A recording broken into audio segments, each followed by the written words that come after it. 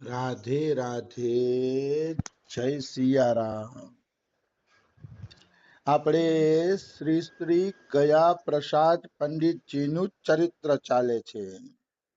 હા ગયા પ્રસાદ પંડિતજીના ચરિત્રમાં આપણે આગળ વધીએ તો કૃપાનું ચિંતન એ વિષય ઉપર ચર્ચા હાલે છે ને એ હજી હાલશે એક બે દી હા કે કૃપાના ચિંતનથી જ ભક્તિ વધે છે, નહીતર ભક્ત છે ને હરેરી જાય છે।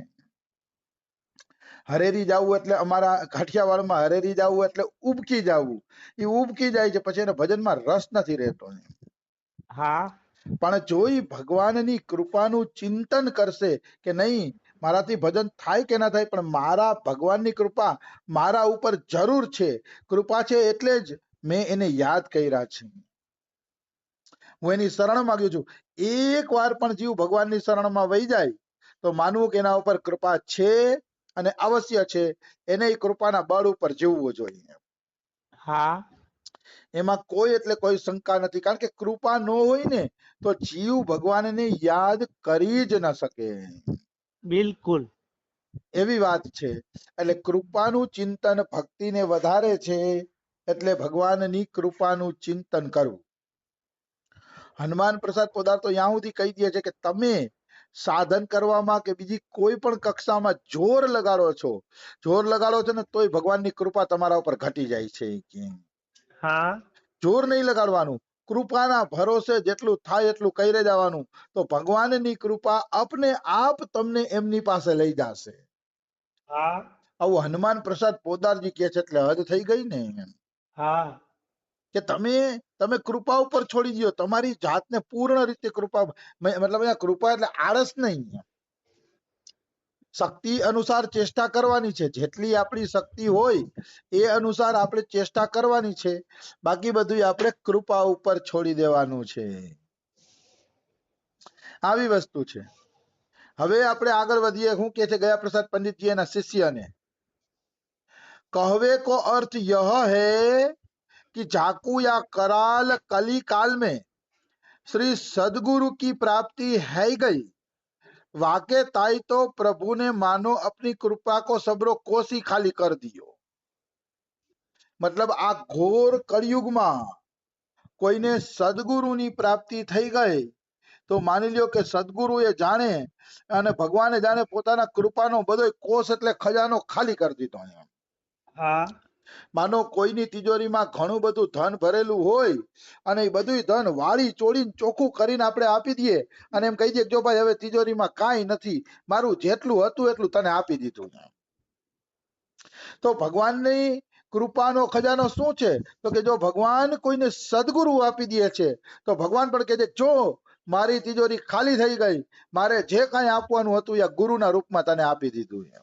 વાહ ગુરુ મળી ગયા અને લખે જ ગયા પ્રસાદ પંડિતજી, તો એને પોતાની બધી કૃપા ભગવાને માનો તમારી ઉપર લૂંટાવી દીધી। હા ગુરુનું આટલું મહત્વ છે, અને હું માનું પણ છું કે જેને સાચા સંત મળી ગયા ને તો ભગવાનની તમામ કૃપા એને મળી જ ગઈ, પછી એને ભગવાન પાસે કઈ માગવાનું રહેતું જ નથી, બસ ગુરુના આશ્રયમાં પડ્યા રહીએ, કામ બની જ ગયું। હા કામ બની જ ગયું। હું તો બહુ માનું છું ગુરુ મહિમાને, સંત મહિમાને। મારે મોટું બનવું છે એટલા માટે નહીં, પણ મેં મારા ગુરુઓ પાસેથી અનુભવ કર્યો એટલે કહું છું, એટલે અનુભવ કરું છું, બાકી મારે કોઈ ચેલા ચેલી નથી બનાવવા કે હું સંત મહિમા જ ગાયે રાખું, પણ આ સંતોની કૃપાથી મને મળ્યું છે એટલે હું કહું છું કે 5 વર્ષ રમેશ બાબાની ખાલી ગીતા ભાગવત રામાયણ શીખવા ગયો હતો, તોય ભગવાનની કૃપાથી હું વાંચીને મારો ગુજરાન હાલે એટલા અર્થ કાઢી લઉં છું શાસ્ત્રોમાંથી। હા તો ખાલી 5 વર્ષના સંઘમાં જો આટલું ગુરુ આપી શકતા હોય તો એ ગુરુની મહિમાનો શું વર્ણન કરી શકીએ આપણે? એટલે ગુરુ મળી ગયા તો ભગવાનની જેટલી કૃપા છે એ બધી કૃપા ભગવાને લૂંટાવી જ દીધી એમ માની લ્યો। હા હવે પ્રભુ પાસે કૃપા કરવા જેવું કઈ બાકી જ નથી। ગુરુ મળી ગયા એટલે કાંઈ બાકી નથી, કારણ કે ગુરુના રૂપમાં સાક્ષાત ભગવાન જ તમારી પાસે આવી ગયા, પછી શું બાકી હોય? હા પછી કે પ્રભુ વાકે તાય દેવાલિયા હી હે ગયે। દેવાલિયા એટલે ઓલો કોઈ કરજો લીધો હોય ને ચૂકવી ન શકે એટલે દેવાલિયો થઈ જાય। હા એવી રીતે પ્રભુ તમારા દેવાલિયા થઈ ગયા. હવે તમે પ્રભુને કહેશો ને, પ્રભુ કઈ કૃપા કરો, તો પ્રભુ કે ભાઈ હું તારી પાસે દેવાળીઓ થઈ ગયો, ગુરુ આપી દીધા તો બધું આપી દીધું, હવે મારી પાસે દેવા જેવું કાંઈ નથી. પ્રભુ આપણા દેવાલિયા થઈ જશે. આવી વસ્તુ છે. એટલે આવી સદગુરુની કિંમત છે. याही गणना में तू आवे है क्योंकि तोकु सदगुरु भगवान प्राप्त है. ગયા પ્રસાદ પંડિતજી એના શિષ્યને કહે છે કે તારી ગણના પણ ચેલા આજ કક્ષામાં આવે છે, કારણ કે તને સદગુરુ મળી ગયા છે. હા अब तो प्रभु एक लंग ठाडे है कि टुकुर टुकुर तेरी ओर देख रहे हैं कि तू या अवसर को कितनो लाभ उठावे है. મતલબ ભગવાન હવે ટુકુર ટુકુર તારી સામે જુએ છે, ટુકુર ટુકુર જુએ છે કે મેં આને ગુરુ આપ્યા છે, હવે આ ગુરુનો કેટલો લાભ ઉપાડે છે, હવે હુંય જોવે. હા એટલે ભગવાન તમારી સામે ટુકુર ટુકુર જુએ છે, હવે તમારે જે લાભ ઉપાડવો હોય એ ઉપાડો. उनके प्यार दुलार आत्मीयता को कितनो सदुपयोग करे है. मतलब गुरु जे તમને પ્રેમ આપે છે, દુલાર આપે છે, આત્મીયતા આપે છે, એનો તમે કેટલો સદુપયોગ કરો છો એ હવે તમારે જોવાનું છે. હા ગુરુના ઉપદેશનો નાન તેને જો સદુપયોગ કરી લીધો તો બેડો પાર છે. એમાં કોઈ એટલે કોઈ શંકા નથી. નામદેવના ઘરમાં જનાબાઈ કામવાળી તરીકે રહ્યા હતા. હા કામવાળી હતા તો નામદેવ રોજ સત્સંગ કરતા, અને એના સત્સંગમાં કોણ જાણે સાધુ સંતો આવતા, મહંતો આવતા, ગામના માણસો આવતા, પણ જનાબાઈ જે ઈ સદુપયોગ કર્યો ને ગુરુનો, એ બીજા ના કરી શકાય.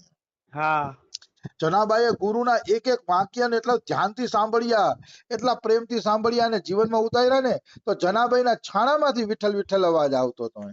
હા આટલું બધું શું કામ થયું? તો કે ઈ નામદેવની કૃપા. એને ખબર પડી ગઈ કે નામદેવ મળી ગયા તો મને બધું મળી ગયું છે, એટલે નામદેવને શ્રદ્ધાથી સાંભળતા હતા તો એનું કામ બની ગયું. હા શાસ્ત્રમાં વાતો આવે છે તો અમે ઉદાહરણો આવે છે કે આવી રીતે કલ્યાણ થયું છે, ઘણાનું કલ્યાણ થયું છે. એમાં કોઈ એટલે કોઈ શંકા નહીં. સંતની દ્રષ્ટિ પડી જાય કે સંતના ચિંતનમાં પણ કોઈ વ્યક્તિ આવી જાય ને તેનું કલ્યાણ થઈ જાય છે. હા ડોગરેજી મહારાજ કહે છે, હું નથી કહેતો એમ. ડોગરેજી મહારાજ કહે છે સંત 3 રીતે કૃપા કરે છે. હા સ્પર્શ દ્વારા, કોઈને ભેટે, આલિંગન આપે તો પણ સ્પર્શ દ્વારા કૃપા થાય છે. બીજું દ્રષ્ટિ દ્વારા, કોઈ ઉપર કૃપા દ્રષ્ટિ કરે. માનો સ્ત્રી હોય તો સ્ત્રીને થોડો સંત આલિંગન કરે, પુરુષ પુરુષ તો ભેટે હાલો મળે એટલે, હા પણ સ્ત્રી શરીરને તો સંત આલિંગન કરે નહીં, એટલે એની પર કૃપા દ્રષ્ટિ કરે છે. તો દ્રષ્ટિ કરવા માત્રથી એનું કલ્યાણ થઈ જાય છે. હા અને છેલ્લું છે સંત ભજન કરતા કરતા કોઈનું ચિંતન પણ કરી લઈએ તો એનું પણ કલ્યાણ થઈ જાય છે. વાહ ભજન કરતા કરતા સંત કોઈને યાદ કરી લઈએ, ચિંતનમાં લઈ આવી દઈએ તો પણ એનું કલ્યાણ અવશ્ય થાય છે. હા આ 3 રીતે સંત કૃપા કરે છે એમ ડોંગરેજી મહારાજ કહે છે. એમાં કોઈ એટલે કોઈ પણ પ્રકારની શંકા નથી. એક ઉદાહરણ હું આપું તમને સંતની ચિંતનનું, કે ચિંતનથી પણ સંત કલ્યાણ કરી શકે. હા જગદીશદાસ બાબા કરીને એક વ્રજ કે ભક્તમાં સંત થયા છે, બહુ મોટા મહાપુરુષ જગદીશદાસ બાબા. હા એ જગદીશદાસ બાબા પાસે ગૌરાંગદાસ બાબા ભજન કરવા માટે આવ્યા, ત્યારે ગૌરાંગદાસની ઉંમર કેવલ 16 વર્ષની હતી. ગૌરાંગદાસનું મોટું નામ છે, એનું વ્રજ કે ભક્તમાં મોટું ચરિત્ર આવે છે. હા તો ગૌરાંગદાસ છે એ જગદીશદાસ બાબાની નીચે ભજન કરવા માંડ્યા. તો એકવાર જગદીશદાસ બાબા ચિંતનમાં બેઠા હતા અને ગૌરાંગદાસ બાબા બાજુમાં બેઠા હતા. હા તો અચાનક બોલે છે જગદીશદાસ બાબા, દેખ ગૌરાંગ देख किए, देख गोपाल देख किए, कैसे कृष्ण गया चराते हुए आ रहे हैं, आहा क्या ही उनका सुंदर रूप है, क्या दिव्य रूप है. આવી રીતે બોલવા માંડ્યા. હા આવી રીતે બોલવા માંડ્યા ને તો ગૌરાંગદાસ કહે છે, અરે ગુરુજી મને તો કાંઈ દેખાતું નથી, મારા એવા ક્યાં નસીબ કે હું આ બધી વસ્તુ જોઈ શકું એમ, હા મને નથી દેખાતું. તો એને ગૌરાંગદાસના પીઠ ઉપર થાપો માર્યો, જા મેં કહી દીધું ને તને પણ દેખાશે, જા મેં તને કહી દીધું ને તને પણ દેખાશે. આ રીતે ચિંતનમાં ગૌરંગદાસને આશીર્વાદ આપી દીધા એને. વાહ. તો ચિંતનમાં આશીર્વાદ આપી દીધા ને તો એક દિવસ એવો યોગ બન્યો કે ગૌરંગદાસના લીલાઓ દેખાવા માંડી. હા યોગ એવી રીતે બન્યો કે એકવાર ગૌરંગદાસ બાબા જગદીશદાસ બાબાના ચરણ દબાવતા હતા. હા તો ચરણ દબાવતા હતા ને તો ચરણ દબાવતા દબાવતા અચાનક જ ગૌરંગદાસને નીંદર આવી ગઈ ને અહીંયા હુઈ ગયા બાજુમાં જ. હા અને રાતે જગદીશદાસ બાબાએ પડખું ફર્યું તો એનો પગ એનો ચરણ ગૌરંગદાસની છાતીને લાગ્યો તો ગૌરંગદાસને લીલા દર્શન થવા માંડ્યા. હા હુતા હુતા એને શિષ્યનું ચિંતન હશે ત્યારે આવું થયું હશે ને. બિલકુલ. સુતા સુતા એને શિષ્યનું ચિંતન હશે ત્યારે આવું બન્યું હશે, એમનેમ નહીં બન્યું હોય. હા આવી વસ્તુ છે. હજી આમાં જ કહું, જો ચિંતન થી કેમ કલ્યાણ કરે સંત. પછી ગૌરંગદાસ બાબા હતા 16 વર્ષની ઉંમરના. હા એટલે નાની ઉંમરમાં જુવાનીનો જોશ હોય એટલે રોજ એક બે ગોવર્ધનની પરિક્રમા કરી લેતા. હા જુવાનીનો જોશ હોય ને પટ પટ પટ કરીને એક બે પરિક્રમા રોજ ગૌરાંગદાસ ગોવર્ધનની લગાવે. તો એકવાર ગૌરાંગદાસ બાબા ગોવર્ધનની પરિક્રમા લગાવતા હતા અને રસ્તા વચ્ચે એને એક સાધુનો ભેટો થયો. હા તો સાધુનો ભેટો થયો ને એટલે એને ગૌરાંગદાસના વખાણ કર્યા ને એવું બધું કર્યું અને કીધું કે આજ તો અમારા ઘરે તમે પ્રસાદ લ્યો. હા તો ગૌરાંગદાસને એમ થયું કે ભાઈ શ્રદ્ધાળુ સાધક છે, પ્રેમી સાધક છે, તો ચાલો એના ઘરે પ્રસાદ લેવામાં કઈ વાંધો નથી. એટલે ગૌરાંગદાસ બાબા અહીંયા પ્રસાદ લેવા ગયા એના ઘરે. આ એ ભાવથી પ્રસાદ લેવડાવ્યો અને પછી ગૌરાંગદાસ આરામ કરતા હતા ને તો એક સ્ત્રી આવીને એના ચરણ દબાવવા માંડે છે. હા એટલે ગૌરાંગદાસ કે અરે હું તો સ્ત્રીનો સ્પર્શ પણ બહુ કરતો નથી, કે તમે જાઓ અહીંથી. તો કે ના ના, અમારા સંપ્રદાયમાં કે સ્ત્રી સંગ કરવો ની ભજન છે. હા તો તમે મારો સંગ કરો કે મને ઓલા સંતે મોકલો છે. ત્યારે ગૌરાંગદાસને ખબર પડી કે આ તો ધર્મ ભ્રષ્ટ કરવા વાળા સંપ્રદાયનો માણસ છે. હા બંગાળમાં એવાય સંપ્રદાય છે એમ કે છે અમારા બાબાની કે જેમાં સ્ત્રી સંગ કરવો એને ભજન માનવામાં આવે છે. હા પણ એ તદ્દન ગલત છે. શાસ્ત્રની અંદર સ્ત્રીને માતા બેન જોવાનું જ કીધું છે. પત્ની સિવાય બધી સ્ત્રીને માતા બેન જોવાનું જ કીધું છે. આવા જે નિયમ છે એ નિયમ ક્યાંય છે જ નહીં શાસ્ત્રમાં. હા વાહિયાત વાત છે. એટલે આવી વાતો માનવી જોઈએ નહીં. જે શાસ્ત્ર વિરુદ્ધ છે એવી વાતો માનવી જોઈએ નહીં. તો ગૌરાંગદાસ બાબા ત્યાંથી ભાગ્યા. એને ખબર પડી ગઈ કે આ તો હું ગલત જગાએ ફસાઈ ગયો. પછી તો ગૌરાંગદાસ બાબાને એટલો અફસોસ થયો કે મેં આવા સ્ત્રી સંગીનો સંગ કર્યો. હા એટલો અફસોસ થયો ને કે ગોવર્ધન પરિક્રમા કરવા જ માંડ્યા. થાક્યા પાયકા તરસ લાગી હતી તોય ગોવર્ધન પરિક્રમા કરવા માંડ્યા કે એનું અન્ન મારી બહાર નીકળી જાય જલ્દી. હા આવા દુષ્ટનું અન્ન પણ આપણા પેટમાં ન રહેવું જોઈએ. એમ પરિક્રમા કરતા કરતા ઉદ્ધવ કુંડે પહોંચ્યા ને ત્યારે હાવ થાકીને લોતપોત થઈ ગયા. હા એટલે ઉદ્ધવ કુંડની સીડી ઉપર સુઈ ગયા. સુઈ ગયા ને તો એ પડખું ફરવા જતા હતા. જો એ પડખું ફરત ને તો સીડિયામાં લુઢકતા ઉદ્ધવ કુંડની અંદર પડી જાતે. હા પણ અચાનક એને ખબર પડી કે કોઈ બે હાથ આવ્યા અને બે હાથે ઢસડીને એને સુરક્ષિત જગ્યાએ સુડાવી દીધા. હા એવો એને અનુભવ થયો. પછી જાયગા, થાક ઉતરી ગયો. જાયગા અને થાક ઉતરી ગયો ને એટલે એ ગુરુજી પાસે આવ્યા. તો ગુરુજી શું કે ખબર છે, અરે મૂર્ખ, જહાં તહાં સો જાતા હૈ, પતા નહીં કુંડ में गिर પડતા તો ક્યાં દશા હોતી. જગદીશદાસ બાબા એમ કહે છે. હા ત્યારે ગૌરાંગદાસને ખબર પડી કે મારા ગુરુએ મારી રક્ષા કરી લીધી, નહીતર હું તો કુંડમાં પડી જવાનો હતો.